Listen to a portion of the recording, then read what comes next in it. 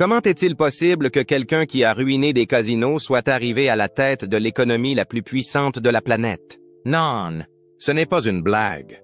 C'est une question sérieuse. Et ce que vous êtes sur le point de découvrir pourrait complètement changer votre vision de l'un des présidents les plus controversés de l'histoire moderne.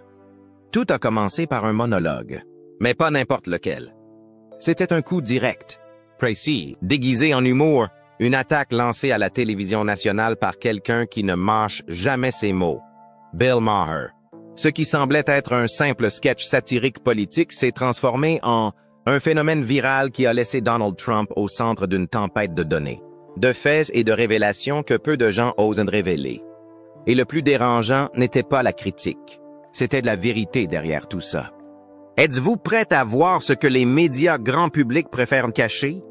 Dans cette vidéo, vous verrez comment Bill Maher a brisé, point par point, l'image de génie financier que Trump s'est construite au fil des années. Une image construite sur des ruines, faillites, promesses non tenues et politiques adaptées aux plus puissants. Mais ce n'est que le début. Maher a également révélé comment tout ce récit soigneusement élaboré aurait pu n'être qu'un écran de fumée, derrière lequel se cache quelque chose de bien plus sombre. Appuyez sur « Aimer » maintenant si vous vous êtes déjà demandé qui tire réellement les ficelles du pouvoir aux États-Unis. Et reste jusqu'à la fin. Car après avoir vu cela, vous ne verrez peut-être plus jamais la politique ni le pouvoir de la même manière. Et si tout ce que vous croyez à propos de Trump était un mensonge?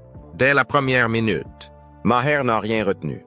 Avec son humour pince sans rire caractéristique, il a comparé la présidence de Trump à ses casinos, un désastre en devenir. Quel genre de génie financier peut mettre un casino en faillite? Il a demandé en riant. Le public a explosé. Mais ensuite vint le véritable coup dur. Chiffers in Maine. Maher a montré que les réductions d'impôts de Trump n'étaient pas un soulagement pour la classe moyenne, mais un cadeau pour les grandes entreprises. Cela vous semble-t-il familier? On vous a promis que vous auriez plus d'argent dans vos poches. Mais tout a augmenté sauf votre salaire. Maher a expliqué que pendant que l'ancien président célébrait des performances records à Wall Street, des millions de citoyens vivaient une réalité complètement différente. Des salaires stagnants, des frais médicaux exorbitants et une crise du logement qui a plongé des familles entières dans le désespoir. Avez-vous déjà ressenti cela? Comme si le pays progressait. Mais pas vous. Maher s'est alors lancé dans une métaphore qui est devenue virale en quelques minutes. Mesurer l'économie à l'aune du Dow Jones, c'est comme mesurer sa santé à l'aune du nombre de j'aime que l'on obtient sur Instagram. Brutal. Précis. Dévastateur. Mais ce n'était que le début. Trump a également été critiqué pour ses guerres commerciales. Maher, and Ryan, a comparé cela à un gars qui marchande une dette de pirate dans un parking. Parce que, selon lui, Trump a imposé des tarifs douaniers sans comprendre comment ils fonctionnaient. Le résultat n'a pas été payé par la Chine ou le Mexique. Tu as payé pour ça, vos achats. Votre entreprise, Topaki. Et le plus inquiétant, c'est que beaucoup ne s'en sont même pas rendus compte.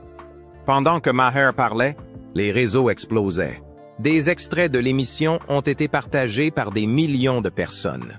Mais ce qui a le plus retenu l'attention, c'est lorsqu'il a abordé un sujet que personne ne voulait aborder. La dette nationale. Trump a promis de l'éliminer. Tu te souviens de ça? Mais à la fin de son mandat, la dette avait atteint des niveaux historiques. Maher n'a pas hésité à appeler les choses par leur nom. Une escroquerie financière à l'échelle nationale. D'une voix ferme, il passa en revue les promesses non tenues. Plus d'emplois, de meilleurs salaires, une croissance explosive. Et qu'avions-nous vraiment?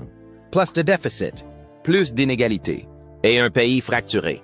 Et si vous pensez que c'est trop, attendez. Parce que Maher ne s'est pas arrêté aux chiffres. Il est allé plus loin, beaucoup plus loin. Il a exposé les défauts personnels de Trump, de leur université considérée comme une arnaque, à des produits ridicules comme Trump Sticks. Tu te souviens de ça? Le public a ri. Mais ensuite, le rebondissement est arrivé. Maher a comparé la présidence de Trump à son bilan en affaires. Il a déclaré que c'était le même schéma. mais avec des conséquences beaucoup plus graves. Promettre, mentir, s'effondrer, blâmer les autres et s'en aller, a-t-il dit. Mais cette fois, ce n'était pas un casino en faillite. Il s'agissait de millions de vies. Cette phrase est restée gravée dans ma mémoire comme un poignard, parce que ce n'était pas seulement une critique politique. C'était une accusation morale. Et toi, qu'en penses-tu?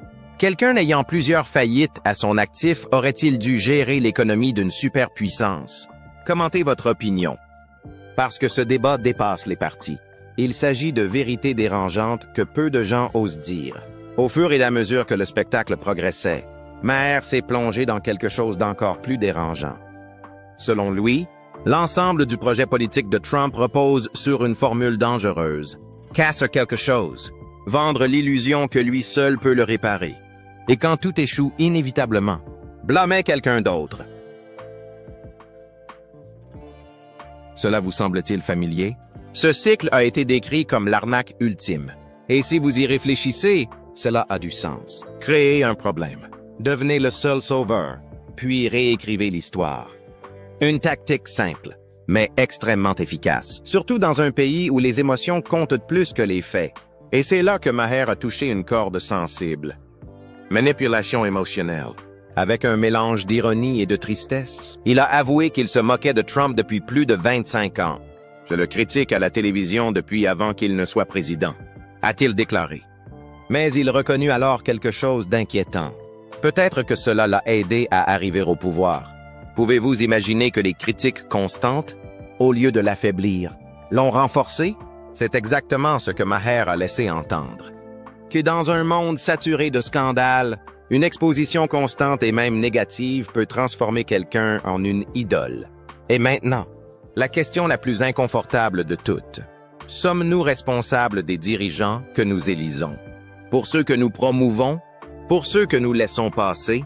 Abonnez-vous maintenant si vous souhaitez continuer à apprendre comment les images publiques sont construites et détruites dans la politique moderne. Parce que ce qui vient dans la deuxième partie de cette vidéo va vous époustoufler. Mais avant de continuer, je veux savoir ce que vous en pensez.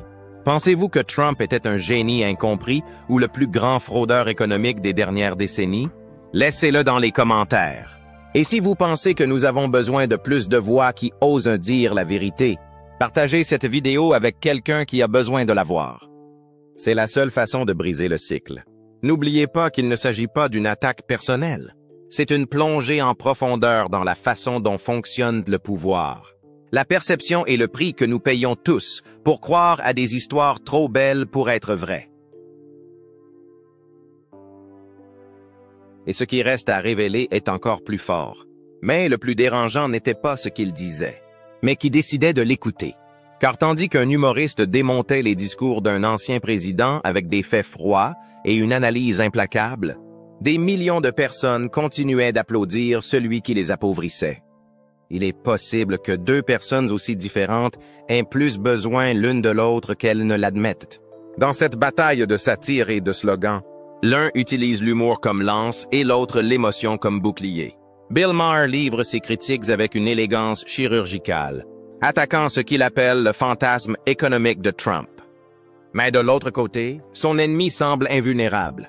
Parce que peu importe la quantité de données que vous mettez sur la table, que le plat principal soit la peur, la colère ou l'espoir. Et Trump le sait.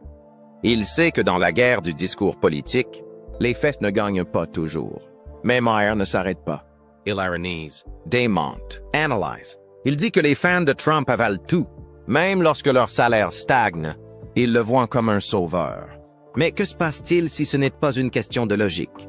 Et si la fidélité ne naissait pas de la raison, mais d'un besoin plus profond? Maher ne vous fait pas seulement rire, il vous fait réfléchir. Sun Public, une majorité libérale, instruit et rationnelle, célèbre son courage. Mais au-delà de cette bulle, ses mots rebondissent comme des pierres sur un mur. Un comédien peut-il changer la vie de ceux qui ont déjà décidé en qui ils croient? C'est le paradoxe brutal du 21e siècle.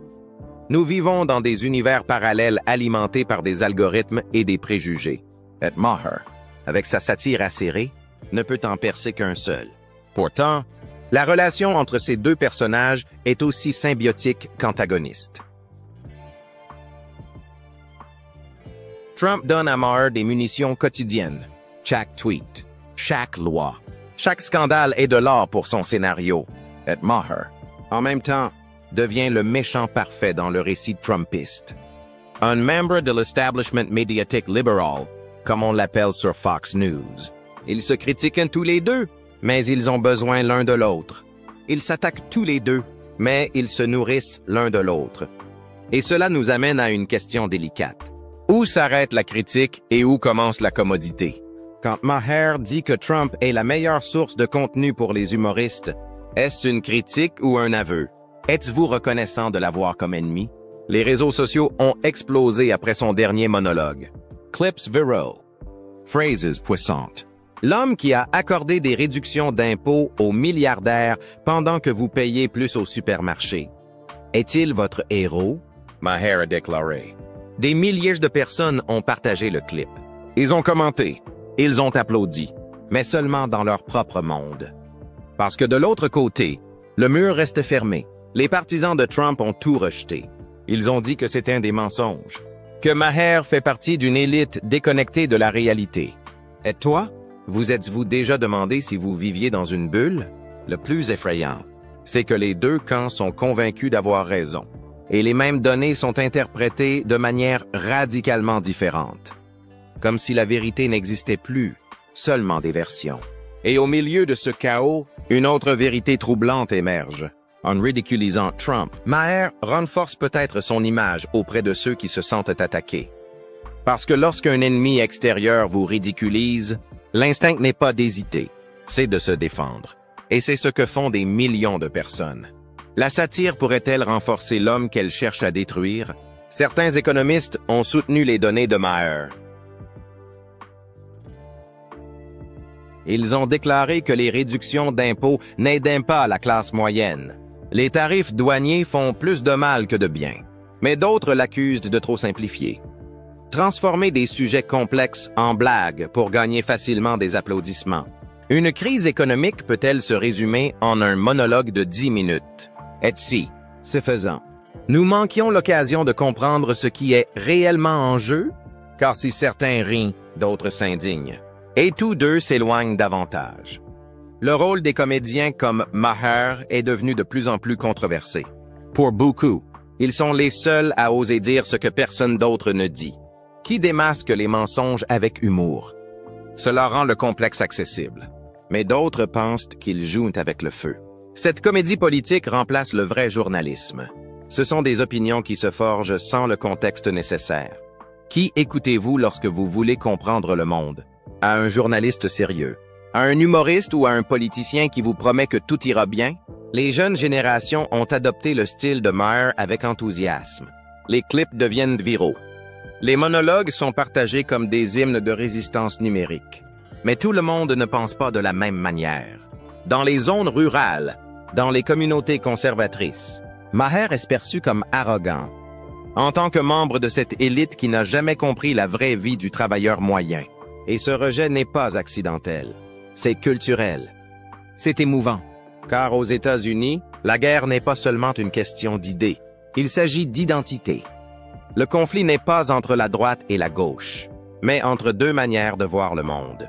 Celui qui croit en l'analyse rationnelle, l'autre dans l'émotion viscérale. Celui qui rit des discours populistes, l'autre qui s'en nourrit. Et sur ce champ de bataille, Maher et Trump ne sont pas seulement des figures médiatiques. Ce sont des symboles. On représente la satire comme une résistance. L'autre, le récit de l'étranger rebelle. Et tous deux, à leur manière, redéfinissent ce que signifie faire de la politique à l'ère numérique. Mais c'est là que la tension devient insupportable. Et s'ils avaient tous les deux tort? Et si rire de nos adversaires ne faisait que nous rendre plus aveugles? Et si nous ne cherchions plus la vérité, mais la validation? Le problème sous-jacent n'est pas de savoir qui a raison. C'est juste que nous nous en soucions de moins en moins. Car tandis que Maher dissèque les discours avec un scalpel, Trump construit des châteaux d'émotions. Et tous deux ont leur public. Les deux gagnent. Qui perd? Le spectateur qui n'entend qu'une partie. Le citoyen qui s'enferme dans sa chambre d'écho. Une société qui ne dialogue plus, qui crie seulement. Êtes-vous, qui êtes arrivés jusqu'ici, Vous le savez déjà. Cette histoire ne concerne pas seulement Maher contre Trump. Il s'agit de vous, de nous tous et de l'avenir du débat public. Mais ce qui était vraiment dérangeant, ce n'était pas l'échange d'insultes, ni même les rires du public, mais ce que cette confrontation nous révélait sur le véritable état de notre démocratie. Car ce qui semblait n'être qu'un simple croisement entre un comédien et un ancien président cachait une vérité bien plus profonde. Un problème qui met mal à l'aise, qui divise et que très peu de gens sont prêts à affronter de front. Et si tout cela n'était pas que du divertissement, et si nous assistions à la transformation irréversible du discours politique, déguisé en comédie, beaucoup de gens se sont moqués de Bill Maher. Beaucoup d'autres ont applaudi Trump. Mais personne n'est resté indifférent. Et c'est précisément là le problème. Nous vivons dans un monde où chaque mot prononcé à la télévision est une arme. Là où chaque blague, chaque critique, chaque geste peut renforcer une idéologie ou détruire une réputation. Et dans ce jeu, Maher et Trump le savent tous deux. Le scandale fait vendre. Le conflit renforce la loyauté. L'ennemi, même fabriqué, c'est le business. Mais à quel prix? Alors que Maher plaisante sur les politiques économiques complexes avec un sourire sarcastique, des millions de personnes qui vivent de la précarité de première main ont l'impression que personne ne les écoute vraiment. Alors que Trump transforme chaque critique en preuve de persécution médiatique, sa base se rapproche de plus en plus d'une réalité parallèle qui rejette toute donnée contredisant sa vision du monde. La vérité n'a plus d'importance. Seul le récit qui correspond le mieux à ce que nous croyons déjà compte. Et c'est dangereux, parce que lorsque nous cessons de nous parler, lorsque nous cessons d'accepter que l'autre personne puisse avoir un point de vue valable, la démocratie commence à mourir. Pas d'un coup de feu, ni d'un coup d'État, mais lentement, comme une flamme qui s'éteint sans que personne ne s'en aperçoive. Vous êtes-vous déjà demandé combien de fois vous avez changé d'avis au fil des ans? Ou voyez-vous déjà tout en noir et blanc?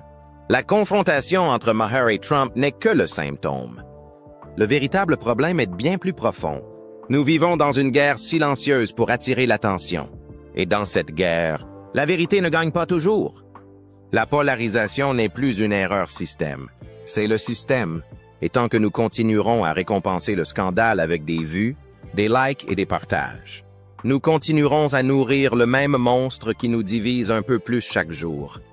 Car oui, l'humour peut être un outil puissant pour dénoncer les mensonges, mais cela peut aussi être un écran de fumée, un déguisement de profondeur là où il n'y a que du sarcasme. Une excuse pour ne pas aller plus loin. Et si cette confrontation nous a montré quelque chose, c'est que la frontière entre la véritable critique et le spectacle est devenue floue. Presque floue. On ne sait plus si on assiste à une plainte ou à une action, une analyse ou une parodie. Et le pire, c'est que peut-être on ne s'en soucie plus.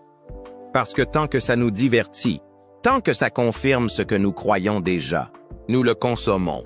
Mais voici la question délicate.